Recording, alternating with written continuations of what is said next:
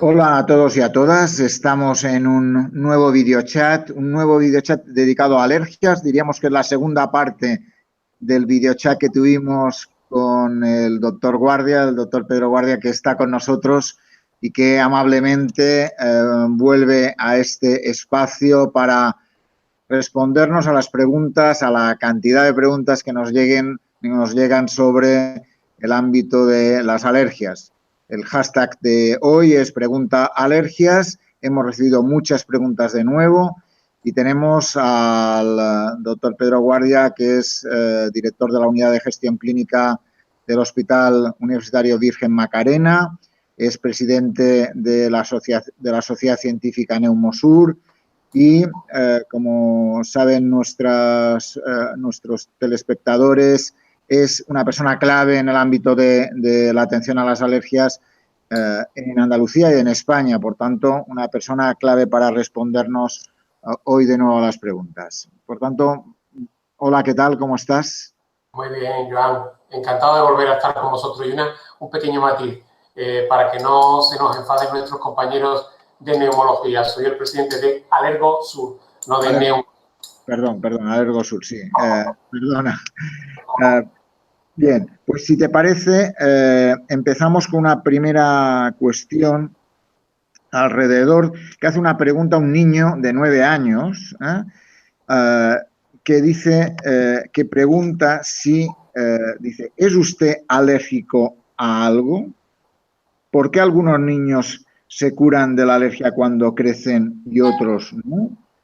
Y además pide un favor, hace una petición, que trabajéis mucho en las vacunas para curar las alergias a todos los alimentos, porque muchos niños lo necesitan. Y esta es su petición y esas son sus dos preguntas que nos... ¿Qué le podemos decir, Raúl? Bueno, a ver, vamos a contestarle a las tres. Primero, no soy alérgico, pero sí tengo un asma de tipo no alérgico y tengo muchos amigos y familiares que son alérgicos. Por lo tanto, se les sobra lo que es tener una enfermedad crónica y vivir con personas que tienen una enfermedad crónica de tipo alérgico. Primera respuesta. Segunda, ¿por qué unos se curan y otros no? Pues va a depender de a qué se es alérgico, cuándo se detecta su alergia. En el caso en lo que creo que este paciente, este niño, se refiere al ámbito de la alergia alimentaria. La alergia alimentaria es algo diferente a otro tipo de alergia, la alergia respiratoria, la alergia ambiental. Y lo normal es que las alergias más comunes en la infancia, como son leche y huevo, hay un periodo ventana que en torno a los entre 4 y 6 años hay un porcentaje muy elevado de niños que van a desarrollar una inducción, una tolerancia natural a ese alimento. Por lo tanto, hay un porcentaje de ellos que se curan espontáneamente y otros que no. ¿El por qué unos sí y otros no? Pues por varias series de factores. Los primeros, la intensidad, el grado de alergia que tienen a las proteínas que están contenidas en ese alimento y a qué tipo de proteínas. La alergia a leche, que es mediada fundamentalmente por caseína, es más complicada que la alergia a otras proteínas que hay contenidas en la leche. Por lo tanto, ese es el matiz fundamental. Dentro de que seas alérgico, es a qué proteínas dentro del alimento vas a ser alérgico y eso nos pueden inducir. También otra de las cosas es que contra más retrasemos el proceso de hacer tolerante a un niño, más difícil va a ser. Por lo tanto, el diagnóstico precoz y tratar después de ese periodo de ventana de en torno a los 5 años, si no se ha desarrollado una tolerancia natural al alimento, establecer programas de inmunoterapia oral con el alimento, cuanto más precoz sea, más posibilidades tenemos de éxito. Y finalmente, en cuanto a qué se está haciendo con el desarrollo de nuevas fórmulas de tratamiento, pues mucho, y en nuestro país más, se están haciendo muchos estudios para el manejo de la red de alimentos, para establecer más claramente el momento del diagnóstico, cuándo llevarlo a cabo, cuáles son los procedimientos más específicos para llevarlo a cabo y al mismo tiempo se están implantando régimen de inmunoterapia con alimentos. Ya le digo a este pequeño paciente nuestro que los alimentos fundamentales en la edad infantil son leche, huevo, pescado y últimamente estamos incrementando en frutos secos. Y hay numerosos estudios que están avalando formas diferentes de utilizar la inmunoterapia a alimentos. Se están haciendo, hay un estudio a nivel multicéntrico europeo sobre alergia a pescado y otro con frutos secos, en concreto cacahuete, que es el más importante. Yo espero que en la próxima década, dentro de esta década, haya posibilidad de tratar de una forma mucho más eficaz estas alergias más frecuentes, que en el caso de niños son leche, huevo y pescado. Y sinceramente creo que entre 5 y 10 años tendremos una respuesta eficaz, cómoda de realizar para los pacientes y que espero que le dé resultados a él y a otros niños como él. Muy bien. Pues este era el inicio con esta respuesta de Raúl. Y vamos a una pregunta que nos hace Encarna Sáez. Encarna nos pregunta sobre si está contraindicado poner vacuna de alergias ambientales a un paciente que ha tenido esofagitis eosinofílica sin síntomas desde hace 4 años. Desde hace 4 años no tiene síntomas de esofagitis, pero ha tenido esofagitis eosinofílica. Entonces, ¿está contraindicado o no? No estaría contraindicado, porque los alergenos ambientales habitualmente no están asociados con la esofagitis, es más en relación con alimentos, pero sí sabemos que un paciente alérgico tiene una actividad inflamatoria global que se puede detectar a nivel de mucosas y un enfermo asmático, cuando hacemos determinadas pruebas de provocación, podemos detectar a nivel intestinal una actividad inflamatoria. Por lo tanto, lo que sí hay que hacer un seguimiento más personalizado a aquel paciente que, teniendo un antecedente de una esofagitis eosinofílica, aunque lleve años controlada, se detecta una alergia ambiental, una alergia de tipo rinitis o asma, con un alergeno, ácaros, pólenes, epitelios o alternaria u hongos, en el que, cumpliendo indicaciones de inmunoterapia, se sigue. No hay contraindicación, pero sí tendríamos que hacer un seguimiento probablemente más estricto y directo que el que hacemos con un paciente, entre comillas, normal. Muy bien. Ligado a esa pregunta, hay una Encarna, nos hace 2 más, y dice, la primera es, ¿cuánto tiempo puede durar un tratamiento con vacunas para desensibilizar ante alergenos ambientales? Esa pregunta es muy fácil y muy difícil al mismo tiempo de contestar. Lo que dicen todas las guías, lo que presuponemos de entrada es que el tratamiento con una inmunoterapia para un alergeno ambiental tiene que estar entre 3 o 5 años. Y eso es el periodo habitual de tratamiento. Y eso es así, de forma estricta y habitual, cuando hablamos de alergenos que llamamos perennes, que están en contacto con nosotros durante todo el año. Ácaros, epitelios de animales, hongos. ¿Por qué? Pues porque durante todo el año los niveles ambientales de esos alergenos están en un rango relativamente estable, está estimulando de forma ambiental el sistema inmunológico y con la vacuna se ve potenciada ese efecto por exposición ambiental. En esa serie de alergenos, a los 3 años tiene que haber una muestra evidente de que la vacuna es eficaz y si a los 5 años está controlada, se retira la vacuna. En el caso de los pólenes la cosa ya es más complicada, porque podemos estar 10 meses al año sin estar expuestos a un grano de polen de gramínea o de polen de olivo y llega el mes de mayo y tenemos de forma explosiva niveles muy elevados. Y en el caso de estos pacientes, de pólenes de gramínea, olivo, ciprés, plátano, pues solemos hacer, junto con ese periodo inicial de tratamiento de unos 3 años de forma mantenida, una especie de sesiones como de booster, de refuerzo, de recuerdo que ponemos cada año durante la época previa a primavera para recordarle al sistema inmunológico que tiene que estar preparado cuando llegue esa explosión del nivel de exposición a alergenos, a pólenes. Por lo tanto, en ese caso, ese tiempo de 3-5 años se prolonga y podemos estar más años poniendo. Una pregunta ligada a la primera que nos hacía Encarna, dice, ¿pueden los alérgenos ambientales no alimentarios producir síntomas de esofagitis eosinofílica? Pregunta controvertida, discutida y con distintos matices.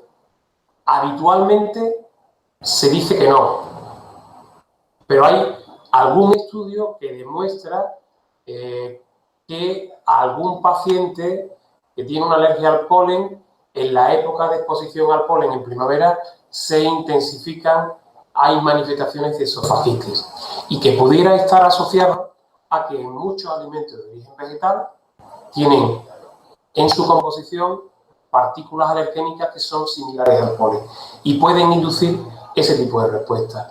Eso con cereales está estudiado y parece ser que existe relación, pero solo a día de hoy está demostrado esa discutida, pero que puede estar presente en relación con algún paciente polínico. En la mayoría o en términos generales no se asocia una alergia ambiental, una rinitis o un asma por exposición a ácaros, epitelios, pólenes, alternaria, que son los alergenos más habituales en nuestro medio, con una intensificación, con una presencia de síntomas de esofagitis eosinofílica. Pero en algún caso puede ocurrir. Muy bien. Tenemos una pregunta de José Manuel García, que nos pregunta: un niño alérgico a proteína de leche de vaca realiza un proceso SOTI con desensibilización, toma un yogur de leche al día y pregunta: ¿podría tomar queso de cabra y de oveja libremente? No, habría que confirmar que puede tomar. Nosotros en nuestro centro y en muchos otros centros, en un niño, fundamentalmente hablo de niño porque es lo que fundamentalmente presentan este problema, nosotros hacemos un estudio en el que confirmamos que no hay alergia a las proteínas contenidas en la leche de vaca. Y antes de recomendar que ese niño pueda tomar un yogur, un queso o una leche fresca de cabra o de oveja, siendo alérgico a proteína de leche de vaca, hay que confirmar que realmente no es alérgico y lo tolera. Hay que hacer una prueba de exposición para confirmar de que no existe riesgo, porque hay algunas proteínas que son comunes y pudieran dar problemas aparte de las específicas. Por lo tanto, de entrada, recomendar que lo puedan tomar, no. Hay que comprobar que no existe alergia a esas otras leches. Muy bien. Por tanto, la respuesta es no, hasta que no se compruebe que esos elementos comunes a las diferentes leches no hay una alergia en ellos, ¿no? Perfecto. Ana Pacheco nos pregunta: aunque la gran mayoría de pacientes con alergia alimentaria conocemos las posibles reacciones, nos gustaría que explicara la gravedad de la exposición al alergeno en pacientes con reactividad, no solo por ingesta, sino también por contacto e inhalación. Y pregunta: ¿una reacción por inhalación o contacto puede producir una anafilaxia? Sí, puede producirla. Y os voy a poner un ejemplo claro y evidente para que nuestros video oyentes lo puedan apreciar. En un paciente alérgico a marisco, no solo con comer una gamba pueden desarrollar una anafilaxia, que es muy común, sino que entrando en un restaurante en el que se esté cociendo marisco, entrando en una marisquería, en el que haya vapores de cocción porque los alergenos en los mariscos son fácilmente volatilizables, pueden desarrollar una anafilaxia. Yo os voy a poner un ejemplo muy claro. No os voy a decir evidentemente el nombre, pero un compañero de este hospital, muy conocido en este hospital, tenía unos antecedentes de alergia a ácaros. La alergia a ácaros y mariscos tiene una relación muy importante, y estando con la familia en Galicia, al pasar por una calle de marisquería, tuvo que ser atendido por el 061 de allí de Galicia por un cuadro de anafilaxia. Él sabía y evitaba comer, tocar o besar a su mujer si había comido ella marisco, pero nunca pensó que simplemente por oler el marisco le pasara. Tuvo una anafilaxia. Por lo tanto, contestando a lo que dice Ana, una persona que tiene una alergia por alimentos, por determinados alimentos, porque no todos se comportan así, simplemente con tocarlos y después tocarse en la boca, pueden tener una anafilaxia, y por oler pueden tener una anafilaxia. Y otra cosa que hay que tener presente, y que ellos habitualmente, los pacientes lo saben mucho: si vas a comer fuera y pides, tú eres alérgico a pescado o a marisco y pides una carne a la plancha, hay que decirle al restaurante donde vayas que, por favor, si en esa misma plancha previamente han hecho a la plancha algún pescado o marisco, que limpien bien la plancha, y si no se lo pueden garantizar, que no tome nada a la plancha, porque siempre van a quedar restos, y después, tomándote un alimento que no tiene nada en relación, si se ha hecho en la misma sartén, si se ha hecho en la misma planta, pueden quedar restos, trazas de ese alimento, que en una persona alérgica y muy sensible puede ser desarrollar síntomas. Perfecto. Muy bien, pues curioso el caso de ese profesional que pasando por una calle, ¿no? Realmente. Sí, sí. ¿Suele ser extraño o es habitual? Vamos a ver, no es habitual, pero tampoco es una cosa anecdótica. Antes, cuando empezamos con la alergia a alimentos, pues nos sonaba raro. Ya hemos tenido varios casos, y ya en los que son las personas más sensibles te lo cuentan ellos, y si no, nosotros, dentro de nuestro arsenal de preguntas que hacemos en la entrevista clínica, en la anamnesis, en la historia clínica, le preguntamos si cuando están en sitios en los que se está cociendo marisco desarrollan síntomas, si tienen síntomas de picor nasal, ocular, tos o sensación de malestar general, todos los síntomas propios de una anafilaxia. Y hay pacientes que te lo cuentan. Entonces, hay que tener presente. También hay personas que, al tomar algún tipo de... saben que son alérgicos a marisco y toman un arroz caldoso o una paella de marisco en el que dicen: no, pero no me ponga mariscos. Pero en el fumet, en el caldo con el que lo han preparado tienen restos de esos alérgenos y tienen síntomas. Por lo tanto, nosotros a nuestros pacientes siempre le tratamos de decir que no solo es que no se tomen una gamba, un langostino, sino que si van a comer algo que contenga caldo procedente de ellos, aunque se lo hayan retirado, que sepa que pueden tener. Y eso los pacientes habitualmente lo saben, lo conocen. Hay algún arriesgado o arriesgada que nos viene y nos comenta en las revisiones: doctor, me pasó esto. Lo sabía, pero quería probar. Yo siempre les digo que la alergia alimentaria, y sobre todo que si tienes una alergia alimentaria con antecedentes de anafilaxia, es una ruleta rusa y mejor no jugar, porque el riesgo es muy importante. Como bien Ana ha preguntado, el riesgo de anafilaxia es muy importante. Afortunadamente, pocos pacientes del total de los que tienen alergia alimentaria desarrollan una anafilaxia, pero aquellos que han tenido un cuadro de anafilaxia lo saben y cada día son más conscientes de qué tienen que hacer. Primero, si no han podido hacer un tratamiento de inducción de tolerancia, que hoy día lo podemos ofertar en pocos: leche, huevo, pescado. Nosotros hemos hecho algo de marisco, poco, pero hemos hecho algo. Este compañero que te dije hoy día puede tomar marisco, lo cual su mujer dice que le ha salido muy caro cuidarla curar al marido, pero que ella lo agradece porque era una adicta al marisco, por lo tanto pueden tener una vida plena. Y eso es muy importante para la calidad de vida del paciente. Por tanto, como tú dices, no jugar a la ruleta rusa porque los problemas asociados son muy importantes y hay que ir con cuidado. Puede poner en riesgo la vida de la persona que lo sufre y entonces, aunque tengamos adrenalina en autoinyector, aunque tengamos muchas medidas, pero se pasa un rato, si lo superas, un rato muy malo. Yo les recomiendo no jugar. Muy bien. Ana nos hace otra pregunta y dice, ¿por qué un paciente con niveles altos de IgE puede llegar a tolerar el alergeno sin reacción y otro paciente con niveles bajos o muy bajos puede sufrir reacciones severas a la mínima exposición? Pregunta, ¿de qué depende la reacción? Antes con otra pregunta te lo he insinuado un poco.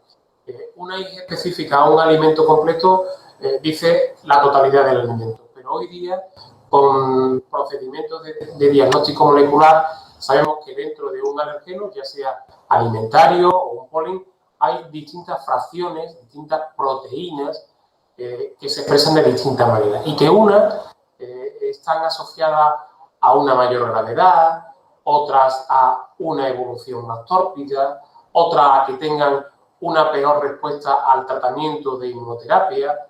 Entonces, si esa persona que tiene un nivel muy alto de IgE frente al alimento completo, a aquel marcador de mayor gravedad de desarrollo de anafilaxia lo tiene muy bajo, podrá tomar el alimento con menor posibilidad de que tenga una reacción grave, mientras que aquel paciente que tenga un nivel de IgE a ese alimento completo muy bajita, pero que toda esa IgE sea dirigida a ese alergeno más comprometido, puede dar lugar a que tenga ese síntoma. Y eso, por ejemplo, en el caso de la leche de vaca, lo tenemos muy claro.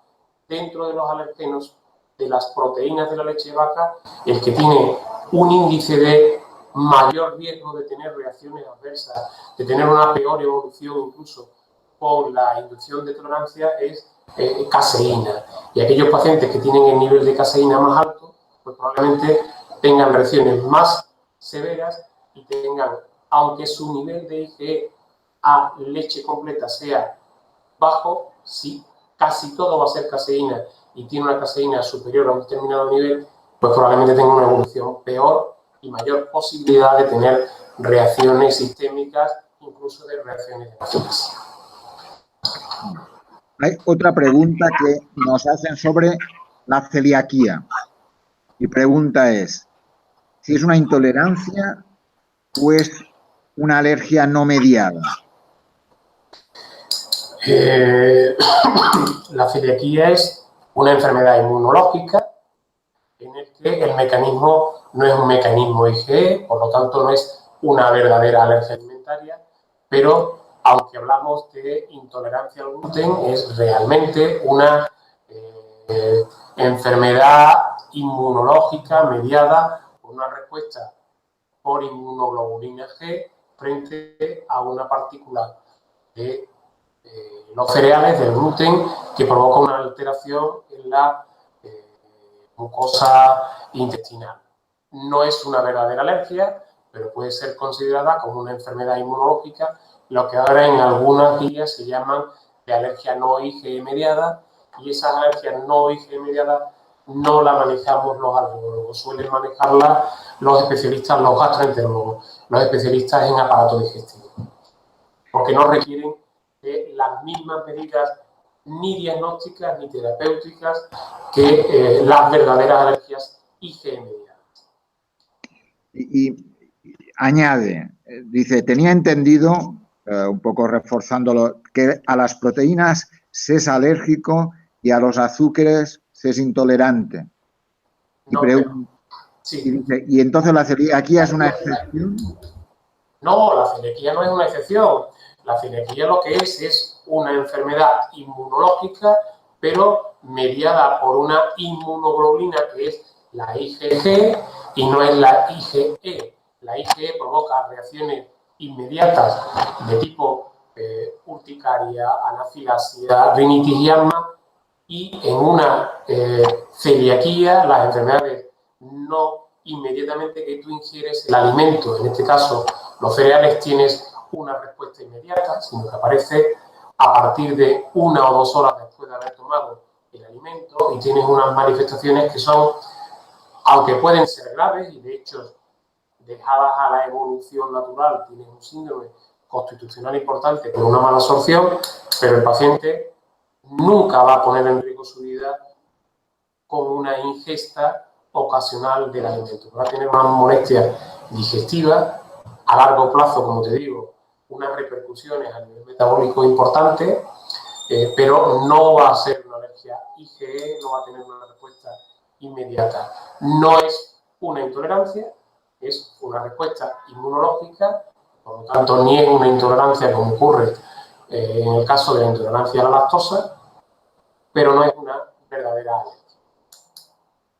Muy bien, pues a ver, seguimos con las preguntas que nos han enviado a través de diferentes medios y nos dice, ¿qué vacunas existen para el hongo de la humedad?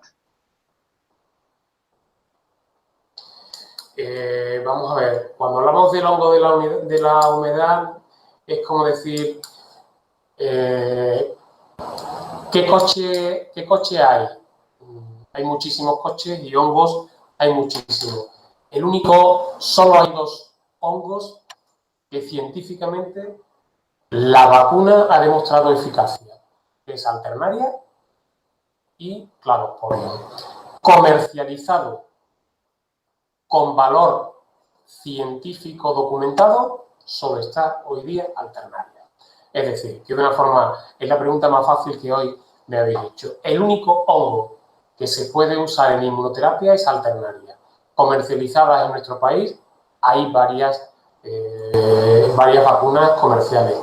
No me parece ni ético ni correcto de que yo diga nombres comerciales de ninguna vacuna. Pero sí hay varias vacunas y algunas de ellas ya en el que se valora exclusivamente dentro de todo el alergeno Alternaria, el alergeno mayoritario, que se llama ALT-A1. Pues, lo que es el diagnóstico molecular y el tratamiento absolutamente dirigido a un alergeno, en el caso de Alternaria no tenemos. Solo se debe tratar alergia a hongos con Alternaria. No existe la posibilidad real de ningún producto de calidad que no sea hoy día Alternaria. Vacunas con otros hongos deberían de estar prohibidas. Y hace una segunda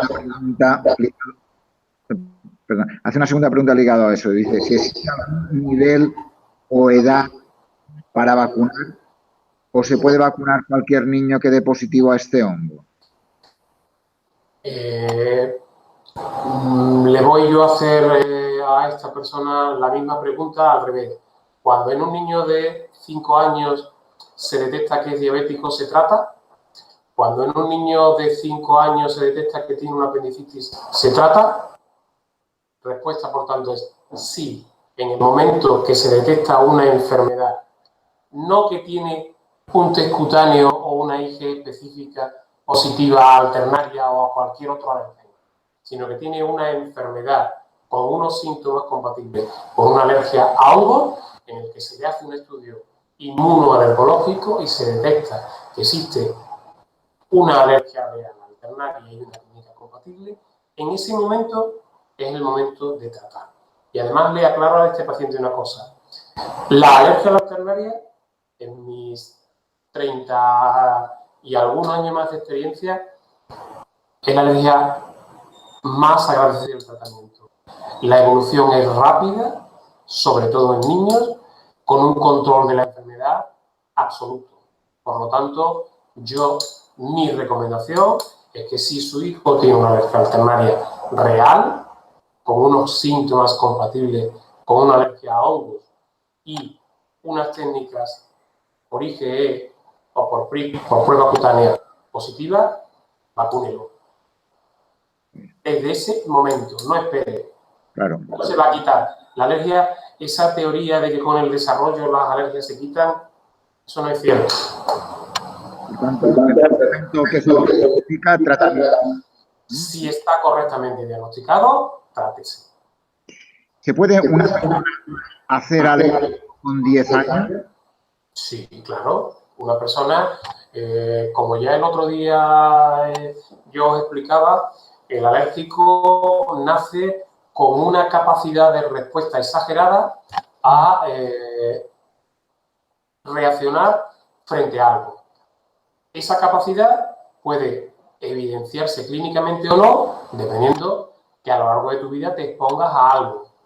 Hay quien desarrolla esa manifestación con 3 años, hay quien la desarrolla con 3 meses cuando toma proteínas de leche de vaca en su dieta, hay quien la desarrolla con 10, con 30 o con 80. Hoy mismo, antes de entrar a este video chat, he recibido una interconsulta de mis compañeros de anestesia de una persona con 80 años que iban a operar y que ha tenido una reacción por látex. Una reacción por látex en una persona de 80 años que ha tenido numerosos cuadros a lo largo de su vida de contacto, no cuadros, que ha tenido contactos con látex numerosos y nunca ha tenido problemas. Y en el quirófano ayer tuvo un problema. No hay edad para empezar a desarrollar y a manifestar una alergia.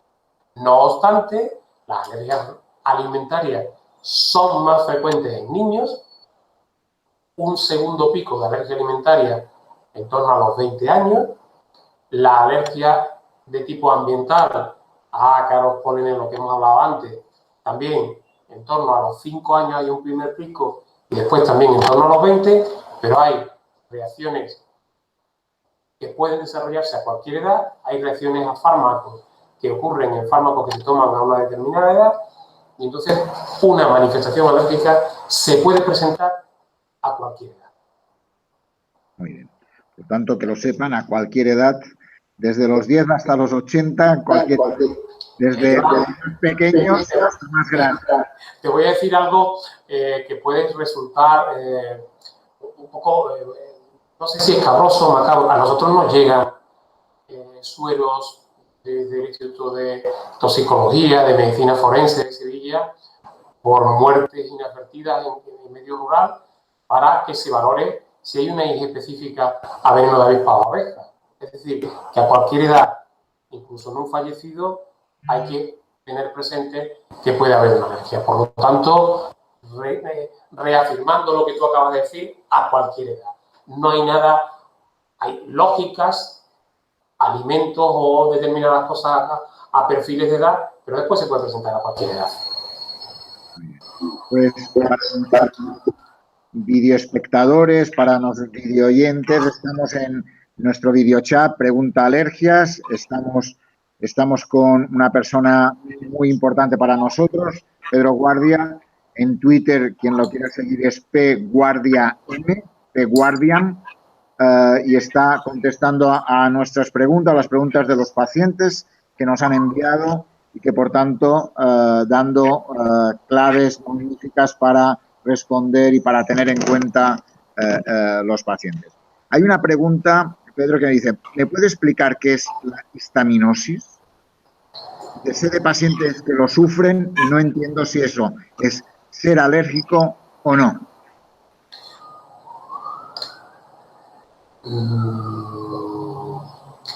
Pues mira, Joan, te voy a ser sincero, no te lo puedo explicar, porque eso es algo que se está diciendo, que la Sociedad de Alergólogos de España, de Europa, de Estados Unidos, de la Organización Mundial de Alergia, se está discutiendo mucho, pero que no está apoyada en nada. Si hablamos de histaminosis en el sentido de que hay alimentos que tienen un alto contenido en histamina y que pueden provocar manifestaciones clínicas relacionadas con la propia histamina, sí, pero atribuir como se están atribuyendo en el día de hoy estudios en farmacias y en algunos laboratorios que se hacen unos test ultra rápidos y que para una migraña, para una anorexia, para una bulimia, para cefaleas, incluso para hernias discales se hacen ese tipo de estudios. Te recomienda que tienes un nivel de histamina elevado para tal alimento, tienes que ir cada 3x4 a hacer una serie de consultas en el que te adaptan la dieta y todo esto, y hay a quien le va bien y a quien le va mal. No entro ahí, pero no existe fundamento científico. Yo soy un alergólogo que trabaja en la pública, que me dedico a la docencia de estudiantes de medicina, de la especialidad de alergología, y que creo que la brujería existe, pero que yo no la puedo medir. Por lo tanto, la histaminosis existe, dicen que existe, pero científicamente no está demostrado. Ninguno de los test que se están usando están científicamente avalados. Por lo tanto, yo creo que esta persona le tendrá que preguntar a otra autoridad en la materia de histaminosis, pero yo no me considero una persona suficientemente capacitada para hablar de histaminosis porque, primero, nadie me ha documentado que exista como tal, cómo se diagnostica, cómo se maneja y cuál es el control evolutivo de estos pacientes. Por lo tanto, no puedo responder otra cosa. Quiero ser políticamente correcto, pero creo que pan, pan y vino, vino. Muy bien, pues aclarado está. Hay una pregunta que nos dicen, ¿por qué no se siguen por parte de los endocrinos o los nutricionistas a los niños con alergias alimentarias, dado la dificultad para dar ciertos nutrientes, sobre todo en niños multialérgicos? Está subiendo el nivel. No voy a escurrir el bulto, te voy a responder. Le voy a responder a la persona que lo ha hecho. Lo mismo, soy alergólogo, no sé cómo trabajan los compañeros de endocrino y de nutrición. Solo puedo hablar del hospital en el que trabajo, el Hospital Luis Macarena, y entonces nosotros, tanto con pediatría como el servicio, con la unidad de gestión de endocrinología y nutrición, tenemos un programa de abordaje multidisciplinar de cualquiera de estos pacientes. Y en aquel paciente, independientemente de la edad, que detectemos esas alergias múltiples, que muchas veces ponemos entre comillas porque no están bien diagnosticadas, y cuando llegamos a una prueba de provocación, una prueba de exposición controlada de esas series interminables de alimentos, nos quedamos en pocos alimentos, aunque hay pacientes que realmente son alérgicos a varios alimentos y además muy esenciales, y hay que tener un plan individualizado. Nosotros en ese caso siempre contactamos con el servicio de endocrinología y nutrición y se hace un abordaje específico de estos pacientes con seguimiento de la unidad de nutrición por enfermería y por nutricionistas. Eso es lo que yo te puedo contestar a ti y a esta persona que nos hace esa cuestión. ¿Eso ocurre igual en todos los hospitales? Sinceramente lo desconozco. Muy bien, pues aclarado. Aunque ya sería lo recomendable. Lo que pasa es que el primer paso sería, como te he dicho antes, realmente ese paciente que se etiqueta de alérgico está correctamente diagnosticado, y ese es el paso fundamental que yo creo. Hay una pregunta de una persona con siglas MGP, dice, me gustaría saber en la intolerancia al sorbitol qué frutas y verduras se pueden consumir. En principio se pueden consumir cualquiera. La intolerancia tiene un mecanismo, como ya os he explicado, distinto. Los problemas de intolerancia pueden dar manifestaciones casi exclusivamente digestivas, hinchazón abdominal, meteorismo, gases, digestiones pesadas, pero no te van a provocar una reacción grave si tomas frutas naturales habitualmente el contenido de este tipo de aditivos y todo eso no está muy presente. Los pacientes, nosotros no hemos diagnosticado en nuestra unidad, y es la más grande de Andalucía, a nadie con una intolerancia a sorbitol. Por lo tanto, no hemos tenido ese caso, pero una intolerancia como tal no va a contraindicar el que tomes. Tendrás que probar entre aquellos tipos de alimentos que tu sistema digestivo, que tu tubo digestivo lo tolera mejor. Pero yo en principio no contraindicaría que tomase ninguna fruta. Perfecto.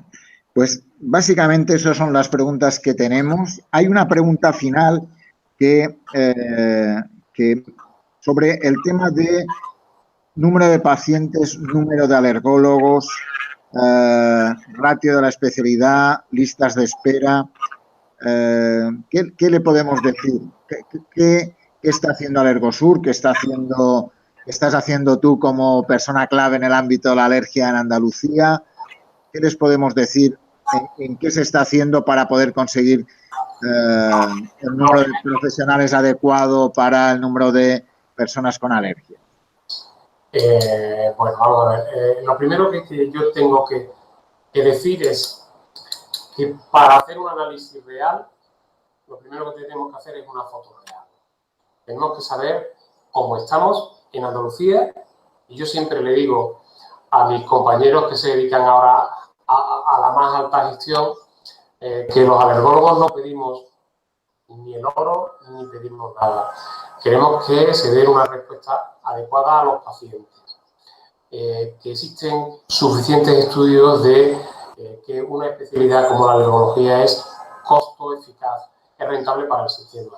No queremos la situación de Madrid. Nuestro espejo, por ejemplo, en la sanidad pública no es Madrid, que tienen muchísimos y más alergólogos en la República. Nuestro espejo siempre tiene que ser dos comunidades con un nivel geográfico y económico muy parecido al nuestro, como es Extremadura y Murcia, y ahí existe una mayor implantación de la alergología. ¿Qué se está haciendo desde Alergosur y desde la propia organización, desde la propia Consejería de Salud? Pues mira, desde que octubre aproximadamente estamos en negociaciones, en reuniones periódicas con la Consejería de Salud para elaborar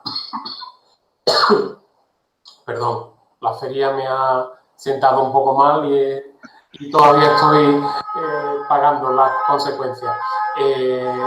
Estamos haciendo un plan para un abordaje real. A lo mejor no se trata de que haya una unidad o un servicio de alergia en cualquier centro de salud o hospital comarcal, pero desde la sociedad lo que queremos es que haya una garantía de accesibilidad real a todos los pacientes, independientemente de dónde residan. Que eso que te decía antes, que antes de decir un paciente es multialérgico, tiene que ser valorado por una unidad de alergia para que demuestre que realmente es multialérgico o no, que un paciente alérgico a medicamentos que va a ser sometido a una intervención pueda ser valorado realmente, que un paciente con una enfermedad oncológica que tiene una alergia a un citostático, a un biológico de los que se usan ahora mucho, pues que puedan, si ese fármaco es el ideal, ser valorado y sometido a un proceso de sensibilización. Por lo tanto, esa necesidad que nuestra población tiene es lo que nosotros le estamos haciendo llegar a la administración sanitaria, y creemos que en un plazo, espero que no muy prolongado, se dé respuesta, se analice, y a lo mejor todo esto pasará porque las unidades que ya están tengan un mayor peso y puedan abordar a todas las poblaciones, y que desde esas unidades se puedan ir puntualmente a acciones a centros más pequeños. En ello estamos. Hoy mismo he recibido una llamada, una noticia muy caliente. La especialidad de alergología no está en el decreto de garantía de plazos de respuesta.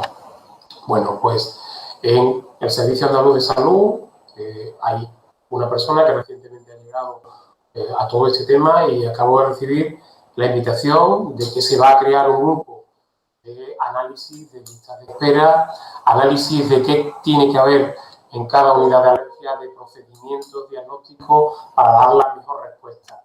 Por lo tanto, y lo dije el otro día, creo, la población andaluza debe estar muy orgullosa de los alergólogos de la red pública y de la red privada, pero es manifiestamente mejorable. Que hay provincias y ciudades que tienen una ratio, una tasa adecuada y otras que no. Que nuestra administración, eso de las tasas por habitante, le gusta más hablar de tasas ajustadas y de realidades y de que el paciente esté realmente atendido, y nosotros vamos por ahí. Que además estamos trabajando con colectivos de otras especialidades, de otras áreas de conocimiento, para unir nuestros esfuerzos y dar la mejor atención de una forma global. Hoy, sin ir más lejos, el otro día me llamabas para el videochat y te dije que se había en el Parlamento dado el tema de que se iba a abordar la alergia alimentaria en la escuela. Hoy vengo de haber estado esta mañana, el Día Mundial del Asma se celebra el día 1 de mayo y en nuestro hospital hoy lo hemos celebrado y hemos estado las unidades que vemos al paciente asmático, alergia, neumo, pediatría. Por lo tanto, los profesionales estamos concienciados en que tenemos que dar respuesta. Por ahí vamos. Y termino, quiero ser políticamente correcto porque creo que el sistema andaluz público probablemente esté a la cabeza en Europa y en el mundo de la asistencia que se da, manifiestamente mejorable. Hay que cuidar a los profesionales. Y te digo, ¿suficiente número de alergólogos en Andalucía? No. Pero sí estamos en negociaciones, en estudios, tanto por un lado con consejería como por otro lado con el SAS, para ver la realidad y hacer propuestas conjuntas para mejorar la atención alergológica en nuestra comunidad. Quiero que entiendas que descalificaciones no es mi forma de actuar, y más en un periodo en el que estamos negociando, en un periodo en el que vosotros mismos en la escuela éramos invisibles y ahora estamos en un periodo en el que estamos actuando, en el que estamos interactuando, en el que vamos a hacer más cosas.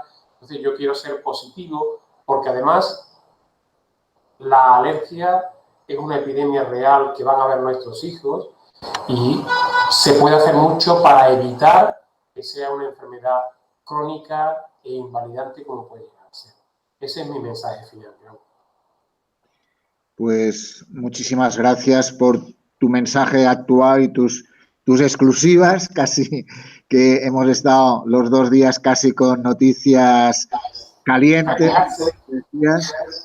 y que la verdad es un placer hablar contigo, un placer conversar y conocer y aprender en este espacio donde lo que procuramos es responder a las dudas, a las preguntas, a las sugerencias de los pacientes, y por tanto agradezco muchísimo tus respuestas porque son de una claridad absoluta y que por tanto nos ayudan a aprender y a tener más claro qué hacer y qué no hacer ante determinadas situaciones. Muy bien, gracias. Un abrazo. Un abrazo.